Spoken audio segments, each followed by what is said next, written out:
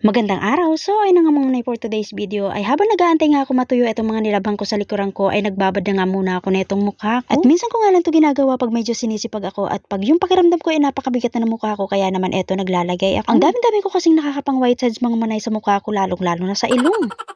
Aminado naman ako na minsan talaga hindi na ako nakakapaghilamos sa gabi bago matulog. Gawa nga na sobrang pagod na sa maghapong kakatrabaho kaya pagdating ng gabi parang gusto ko na lang humilat. Maya-maya ay magbabanlaw din naman kagad ako pagkatapos ko dito sa kwarto at baka mamaya biglang dumating si inang magulat sa akin. Diyos ko po day.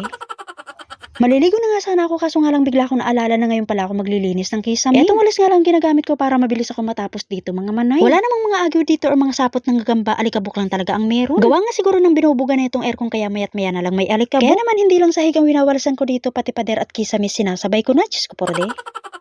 At tama lang talaga na hindi muna ako naligo kasi kitang-kita ko dito na ang dami talaga nalaglag na alikabok. O baka galing lang to dun sa walis na ginamit ko kanina at medyo marumi na nga rin. Naalala ko bigla na mag-half day nga lang pala ngayon ng mga amo ko kaya naman punas-punas na lang ginawa ko at maya-maya pagkatapos na ito magbabacuum na ako. Hindi naman sila maselang pagdating sa paglilinis basta't maamoy lang nila na amoy swimming pool ang bahay at walang mga fingerprints sa mga salamin at dito sa lamesa ay okay na yun sa kanila. Siguro mamaya na lang ako maliligo pagkatapos kong magluto at itutuloy-tuloy ko na nga lang to paglilinis ko at para matapos na bago sila dumating. Tsaka pag nandito naman talaga mga amo ko ay hindi naman talaga ako naglilinis ng bahay. Yung mga pinagkalatan lang talaga nilang nililigpit ko pero yung ganitong linis na may vacuum ay hindi ko talaga ginagawa pag nandito mga amo ko. Kasi kahit ako naiingayan talaga ako sa vacuum na to. Sa sobrang lakas nito pati hangin kaya akong higupin. Diyos ko po day. Yung ibabaw ng carpet na nga lang nilinis ko at baka kapusin ako ng oras hindi na ako makaligo. Hindi ko na nga masyadong inayos tong cover ng sopa at mauuna naman dumating mga alaga ko at guguluhin lang naman nila yan.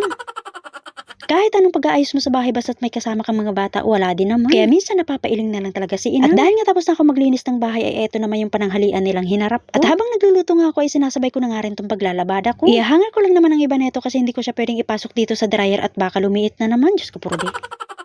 Lalong-lalo na yung may mga print na damit, hindi ko talaga sila nilalagay sa dryer kasi panugurado pagkatapos ng timer, burado ng mga yan.